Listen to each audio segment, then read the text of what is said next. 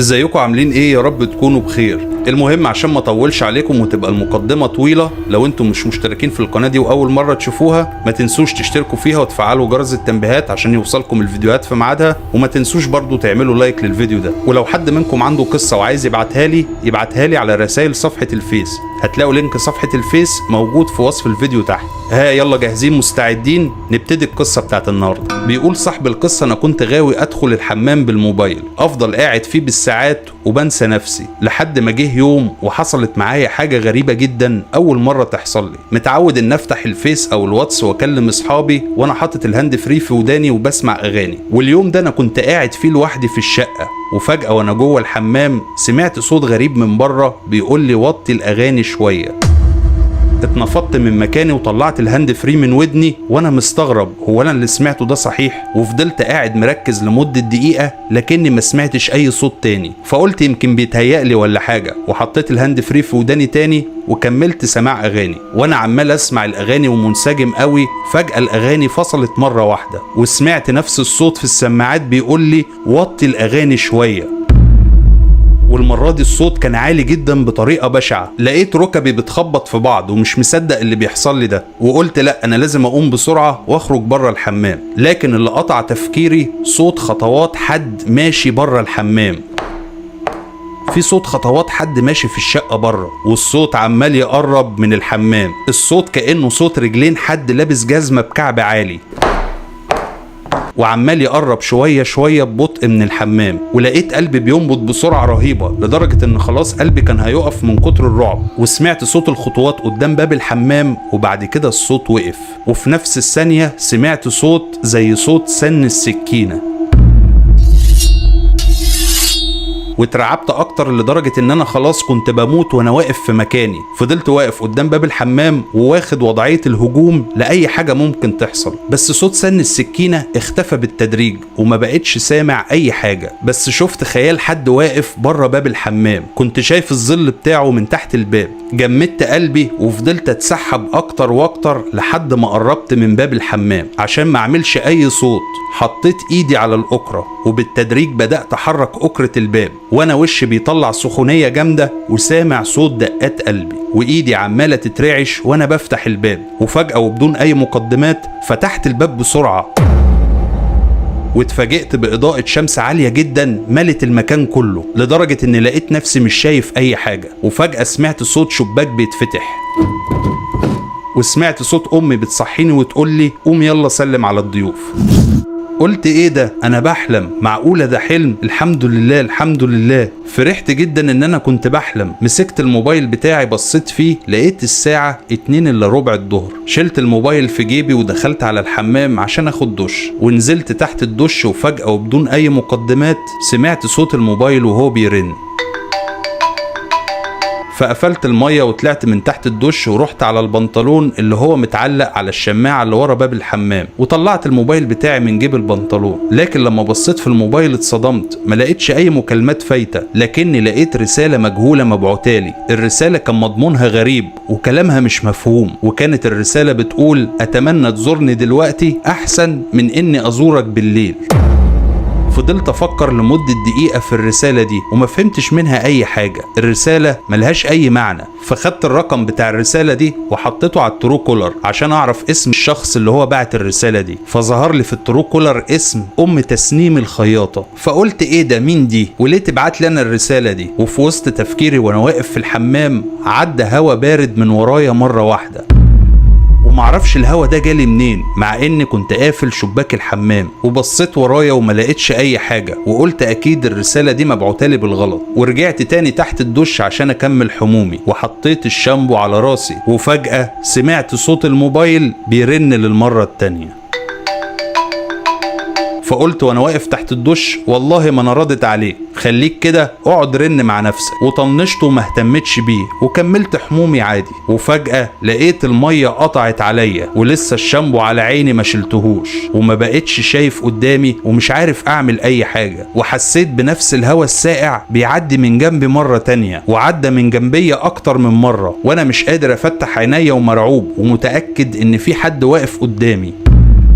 كنت حاسس ومتأكد ان في شخص تاني جوه الحمام معايا، وابتديت اخبط في حنفية الدش وافتح فيها جامد لحد ما اتكسرت. حسيت بالحنفية وهي بتتكسر في ايدي، وفجأة لقيت الدش بينزل مية قوية جدا عليا، وبسرعة شلت الشامبو من على عينيا وفتحت وببص تحت رجليا، لقيت تحت مني دم. صرخت وانا واقف مكاني من منظر الدم الغريب اللي انا شفته ده. الارض كلها غرقانه دم، منين الدم ده جه وازاي حصل؟ وهنا حسيت بألم في كف ايدي اليمين، وبصيت عليه لقيته جرح كبير. تقريبا لما كسرت حنفيه الدش اتجرحت جامد. كملت الدش بتاعي وفجأة لقيت باب الحمام بيخبط، فقلت بصوت عالي مين؟ سمعت صوت امي وهي بتقول يلا يا احمد خلص عشان تسلم على الضيوف. قلت لها حاضر حاضر خلاص انا خلصت اهو، وطلعت من الحمام على اوضتي وجبت مطهر وشاش وربطت ايدي كويس، وطلعت الصاله عشان اسلم على الضيوف، لكن اتفاجئت ان مفيش اي حد. فقلت لوالدتي هما فين الضيوف دول يا ماما؟ قالت لي ما انت اتاخرت يا احمد والست زهقت ومشيت. قلت لها يلا احسن برضه، بس هي مين الست دي؟ قالت لي دي الست ام تسنيم الخياطه، جيراننا الجدد خدوا الشقه اللي قدامنا وهيسكنوا، ولسه بتكمل كلمه هيسكنوا رحت مقاطعها في الكلام وقلت لها ايه؟ مين؟ ازاي؟ فين؟ ام مين؟ ام تسنيم؟ ام تسنيم الخياطه؟ انت قلت يا ماما ام تسنيم الخياطه وانا اللي سمعته ده صح؟ فقالت لي ايوه يا ابني زي ما قلت لك كده ام تسنيم الخياطه. ايه هو انت تعرفها قبل كده؟ مالك كده اتخضيت اول ما سمعت اسمها؟ فقلت لها لا انا ما اعرفهاش ولا حاجه، بس في رقم بعت لي رساله على موبايلي، ولما حطيت الرقم ده على الترو كولر ظهر لي اسم ام تسنيم الخياطه زي ما انت قلتي لي اسمها بالظبط. وطلعت لها الموبايل من جيبي ووريتها الرساله ووريتها اسم صاحبتها. فقالت لي والله يا ابني انا مش فاهمه حاجه، بس انا اللي اعرفه ان الست دي معهاش اي موبايل اصلا، انا حتى وهي قاعده معايا ما شفتهاش مسكت موبايل. فقلت لامي يعني انت عايزه تقنعيني ان اللي حصل ده تشابه اسماء؟ فقالت لي وارد والله يا ابني ايه المانع؟ فقلت لها طيب يا ماما خلاص انا هدخل دلوقتي البس عشان نازل الشغل. فقالت لي مش هتفطر يا ابني الاول؟ فقلت لها وانا متنرفز مش هتزف تفطر وسيبيني يا ماما في حالي. ودخلت اوضتي وانا مش مجمع في دماغي الدنيا اللي باظت دي، ازاي الاسم متشابه كده؟ اكيد في حاجه غلط. ومن امتى الشقه اللي قدامنا دي سكنت؟ انا ما شفتش اي حد في العماره بيطلع عفشه، يكونش اصحابها باعوها ولا اجروها مفروشه. فقلت ايه قلبان الدماغ ده؟ هو انا هدوش نفسي ليه؟ منزل من البيت واشوف مصالحي. وبالفعل غيرت هدومي ونزلت من البيت ورحت الشغل وانا مش مركز نهائي واعصابي بايظه. وعلى الساعه 12 بالليل خلصت الشغل وروحت. دخلت العماره بتاعتنا وطلعت على السلم، وانا طالع على السلم بصيت لقيت في ست كبيره واقفه قصاد الشقه اللي قصادنا وعماله تبتسم لي ابتسامه خفيفه. كانت لابسه جلابيه قصيره وشعرها ابيض ونازل على كتفها، وحوالين عينيها سواد عامله زي مدمنين المخدرات. ما اديتهاش اي اهتمام ولا قلت لها حتى السلام عليكم. وفتحت باب شقتنا ودخلت الشقه، وانا بقفل الباب لقيتها لسه بتبص لي بابتسامه فظيعه. فرحت قافل على طول الباب في وشها، وقلت ابص عليها من العين السحريه بتاعت الباب اشوفها هي لسه واقفه بتراقب الشقه عندنا ولا لا. لكني لما بصيت من العين السحريه اتفاجئت انها اختفت. فقلت يمكن دخلت شقتها تاني، لكن الحاجة الغريبة ان انا ما سمعتش صوت باب شقتها بيتقفل. فكبرت دماغي ودخلت اوضتي وبغير هدومي وانا لسه بفكر في الست دي، وعمال اقول في بالي هي الست دي بتبصلي كده ليه؟ طب هي انسانة زينا ولا جنية ولا جنسها ايه؟ وطلعت تليفوني وفتحت الفيس واندمجت فيه، وكان اخويا محمد اللي اصغر مني ب10 سنين كان قاعد على المكتب جنبي بيذاكر. وفجأة سمعت صوت الباب وهو بيخبط، فقلت لمحمد اخويا روح افتح الباب شوف مين اللي بيخبط في وقت متأخر زي ده. وسمعت صوت باب شقتنا وهو بيتفتح، ولقيت محمد اخويا بيقول ماما موجودة. وسمعت صوت امي وهي بتقول مين يا محمد اللي على الباب؟ فسمعته بيقول لها تعالي يا ماما كلمي طنط ام تسنيم. فقلت تاني الست دي هي جايه الساعه 1 بالليل تعمل عندنا ايه؟ انا الست دي ما بطيقهاش اصلا، انا شكلي كده هقوم اطردها. يا رب بس ماما ما تدخلهاش البيت. وللاسف دخلتها، وسامعها وهي بتقول لها تعالي يا ام تسنيم، تعالي يا حبيبتي اتفضلي البيت بيتك. فقالت لها شكرا يا ام احمد، انا بس جوزي مسافر ومش عارفه اقعد لوحدي في البيت، وسامعه في البيت عندي اصوات غريبه. فامي قالت لها يا ساتر من ايه ده؟ ثانيه واحده صحي لك احمد ابني يجي عندك البيت يشوف ايه الاصوات الغريبه دي. انا سمعت كده وقلت ايه احمد مين؟ احمد مين ده اللي يروح عندها في الشقه؟ يكش تولع، انا راجع من الشغل تعبان ونايم وماليش دعوه بالكلام ده. وعملت نفسي نايم واتغطيت، وحلفت على المصحف ان لو هموت مش هروح عندها شقتها. وافتكرت الرسالة اللي جات لي الصبح على التليفون وبتقول لي احسن ما ازورك بالليل. كان عندي اقتناع تام 100% ان الست دي مش طبيعية وان هي صاحبة الرسالة دي. وبعد كده طلعت امي من اوضتي بعد ما جت تصحيني وما ردتش عليها، وطلعت بتقول لها معلش هو راجع من الشغل تعبان ومش قادر يقوم. فسمعت الست وهي بتقول لها خير ولا يهمك، خلاص هرجع شقتي وارضى بالمكتوب، بس استسمحك تقولي لولادك انهم يوطوا صوت الاغاني شوية. وبعدين سلمت على امي وراحت على شقتها. وهنا انا اتصدمت، يوطوا الاغاني شويه؟ انا سمعت فين الكلمه دي قبل كده؟ ده تقريبا نفس الكلام اللي انا سمعته في الكابوس اللي جالي امبارح بالليل. وانا لسه بفوق من الصدمه بتاعتي لقيت محمد اخويا جاي جري عليا الاوضه وبيقول لي معلش هنام جنبك النهارده عشان قلبي مقبوض من الست اللي كانت عندنا دي. فقلت له ايه هي عملت ايه؟ فقال لي مش عارف يا احمد، بس الست دي وهي كانت بتتكلم مع ماما كانت بتبص لي بنظرات مريبه خلت جسمي كله اشعر. فقلت له معلش يا حبيبي تعالى نام جنبي واتغطى كويس. وقلت في بالي الصراحه له حق يخاف، اذا كان انا الكبير مستخبي تحت الغطا وخايف وركبي بتترعش. المهم بعد ما اخويا محمد نام جنبي وانا كنت فاتح الفيس كالعاده وعمال اتكلم مع اصحابي، والبيت كان ضلمه وكل اللي في البيت كانوا نايمين وانا الوحيد اللي كنت صاحي. فجاه لقيت محمد صحي وقام من جنبي بحركه لا اراديه ونزل من السرير وراح وقف قدام مرايه التسريحه وقرب من المرايه قوي وعمال يبص فيها جامد. قلت له ايه يا محمد في ايه مالك؟ فقال لي ازاي الست اللي كانت مع ماما دي من شويه دخلت هنا جوه المرايه. فانا سمعت كده واتنفضت من مكاني ومسكت محمد وحشته من قدام المرايه وقلت له مالك في ايه؟ انت شايف ايه بالظبط؟ انت تعبان ولا فيك ايه؟ ست ايه اللي انت بتتكلم عنها جوه المرايه؟ لقيته بيبص لي وعينيه نعسانه جدا وبيتكلم بصوت متقطع وبيقول سيبنا اروح لها، سيبنا اروح لها.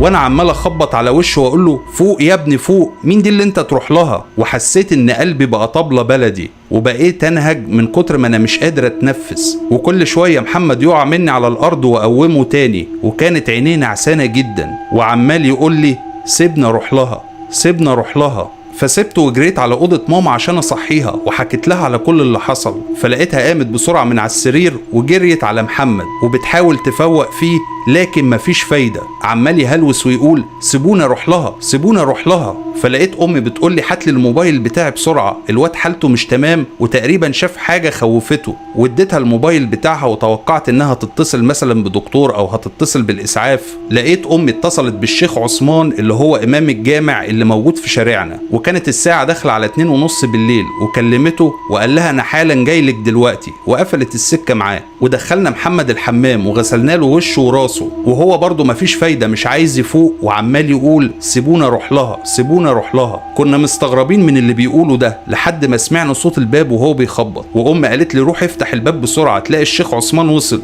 رحت وفتحت له الباب ولقيته بيقول لي السلام عليكم، ايه الموضوع؟ وكان الشيخ بيتكلم وهو عمال بينهج، تقريبا كان طالع جري على السلم. فامي نادت عليه وقالت له اتفضل يا شيخ عثمان اتفضل. فدخلته ولسه بقفل باب الشقه ببص لقيت الست اللي قدامنا واقفه وعماله تبص لي جامد وتبرق. كانت واقفه قدام باب شقتها وشكلها كان مرعب جدا لان السلم كان ضلمه. فعلى طول قفلت الباب في وشها وخدت الشيخ عثمان ودخلت على الاوضه بتاعت محمد. واول ما دخل الاوضه وشاف محمد قال بسم الله الذي لا يضر مع اسمه شيء في الارض ولا في السماء وهو السميع العليم. وفضل يقول كده بصوت عالي 3 مرات وراح ناحيه السرير وقال لنا احكوا لي ايه اللي حصل. فرحت حكيت له الحكايه كلها من اولها لاخرها، وحكيت له على حكايه الست المريبه دي اللي قصادنا. وكان بيسمع مني الحكايه وهو حاطط ايده على دماغ محمد وعمال يقرا قران وصوته عمال يعلى بالتدريج، ومحمد بيتنفض من تحت ايده وعمال يقول سيبونا اروح لها، سيبونا اروح لها. وفضل الحال على كده لحد اذان الفجر والشيخ عمال يقرا قران عليه. وفجاه وبدون اي مقدمات سمعنا صوت صريخ جامد وسمعنا صوت خبط شديد كأن في مدافع بتضرب بره. وفي اللحظة دي بصيت على اخويا محمد ولقيته فاق وعمال يقول ايه في ايه اللي حصل. بعد كده جرينا على باب الشقة وفتحناه عشان نشوف المنظر اللي اترعبنا منه كلنا. لقينا باب الشقة بتاعت الست اللي قصادنا مفتوح والشقة من جوه النار مولعة فيها، والحاجة الغريبة ان النار كانت مولعة في سقف الشقة، والعفش والارض تحت ما كانوش مولعين، مع ان من الطبيعي ان اي شقة يحصل فيها حريقة النار بتبتدي الاول من تحت وبعدين تسرح على فوق، لكن في شقة الست دي النار كانت مولعة في السقف وعمالة تنزل على تحت، وسامعين صوت الست وهي عمالة تصرخ جامد جوه الشقة لكننا مش شايفينها. وفجأة الصريخ اتكتم مرة واحدة، والنار اللي في الشقة ابتدت تهدى وتنطفي من نفسها بالراحة لحد ما النار هديت خالص وما بقاش ليها أي أثر، بس الشقة كلها اتردمت وبقت محروقة. والجيران طلعوا بعد ما النار اتطفت ودخلوا شقتها عشان ينقذوها، لكن ما لقوش ليها أي أثر. الست اختفت كأنها اتبخرت، ولا يمكن نطت من البلكونة، الله أعلم. وبعد كده جت المطافي وجت الشرطة، وكانت ليلة ما يعلم بيها إلا ربنا. بس وبعد كده الشيخ قال لنا يا ريت ما تدخلوش حد غريب بيتكم، وطلب مننا ما نحطش أي مرايات في أوض النوم، ولو مش هنقدر نشيل المرايات على الأقل نغطيها بأي ملاية طالما ما فيش حد بيستخدمها. وراح بصلي وقال لي وانت يا أحمد لو عايز تحافظ على والدتك وعلى أخوك الصغير بلاش تشغل أغاني تاني في الحمام. قلت له خلاص ماشي، وسلم علينا كلنا وبعد كده مشي. واحنا قعدنا كلنا في الصالة بنحاول نفسر اللي حصل ده، وبنتكلم مع بعض ومستغربين من اللي احنا شفناه في الليلة المرعبة دي. وقمنا صلينا الفجر وكل واحد رجع على اوضته، ودخلت اوضتي والنهار خلاص قرب يطلع، وحاولت انام بس تفكيري مشغول باللي حصل ده، ومش قادر ابطل تفكير في الست دي. يا ترى دي جنية ولا ساحرة ولا قصتها ايه؟ مين ام تسنيم دي؟ انا حتى ما شفتش بنتها ولا شفت جوزها شكلهم ايه، ومسحت رقم تليفونها والرسالة بتاعتها من على تليفوني. ده انا حتى كمان عملت لها بلوك للرقم بتاعها، لان الصراحة مش عارف هل الست دي ماتت ولا لسه عايشة من بعد الحريقة. والست اختفت وملهاش اي اثر، وبعد ما الشقة اللي كانت فيها اتحرقت صاحب الشقة قفلها وحرم يأجرها لأي مخلوق. ومن ساعتها مش عارف انام، وكل ما اجي انام الاقي الست ام تسنيم دي تطلع لي في الحلم، والاقيها بتكلمني وهي محروقة وتقول لي ليه عملت كده، ليه عملت كده. بس دي كانت نهاية قصتنا النهاردة، يا رب تكون عجبتكم. ولو القصة عجبتكم ما تنسوش تعملوا لايك للفيديو ده وتشيروه على الفيس وعلى كل الاكونتات بتاعتكم. واقول لكم اشوفكم بخير ان شاء الله مع حلقة جديدة وقصة جديدة، واقول لكم مع السلامة.